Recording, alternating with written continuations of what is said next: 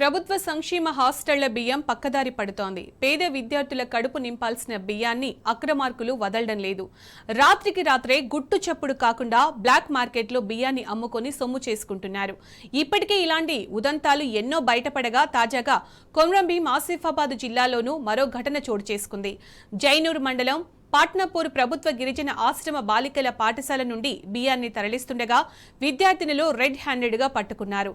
అర్ధరాత్రి ఆటోలో బియ్యం తరలించకుండా అడ్డుకున్నారు. ఇప్పటికే పలుమార్లు అర్ధరాత్రి పూట హాస్టల్ నుంచి బియ్యాన్ని తీసుకెళ్లారని, ఇప్పుడు ధైర్యం చేసి పట్టుకున్నామని విద్యార్థినులు చెప్పారు. ఈ ఘటనపై సంబంధిత శాఖ అధికారులు ఇప్పటికే చర్యలు తీసుకోవడానికి సిద్ధం కాగా బ్లాక్ మార్కెట్కు తరలించాల్సిన 15 బస్తాల బియ్యాన్ని సీజ్ చేశారు.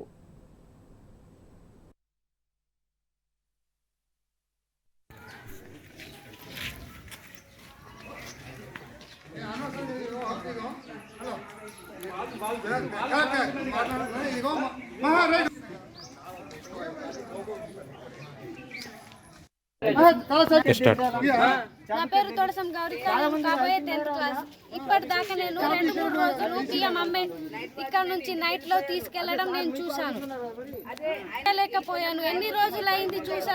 ఈ నిన్న నైట్ ఇక్కడ ఆటోకు సౌండ్ లేకుండా ఫస్ట్ దొబ్బుతో తీసుకొచ్చి అసలు ఆటోకి సౌండ్ లేకుండా తీసుకొచ్చిండ్రు. ఇక్కడ తీసుకొచ్చి అది కూడా లైట్ ఆఫ్ చేసి తర్వాత ఇక్కడ వచ్చి కూడా గమనిస్తున్నారు పడుకున్నారా లేదా అని. మాకు అసలు ఇక్కడ ఈ రోజు మా బయాలజికల్ సార్ కూడా లేరు, ఎవరు లేరని ఇక్కడ వచ్చి చూస్తే వాళ్ళు అక్కడ గేట్ దాకా పోగానే ఆటో స్టార్ట్ చేసిండ్రు. మాకు అనుమానం వచ్చి మేము పరిగెత్తుకుంటూ వచ్చేసినాం.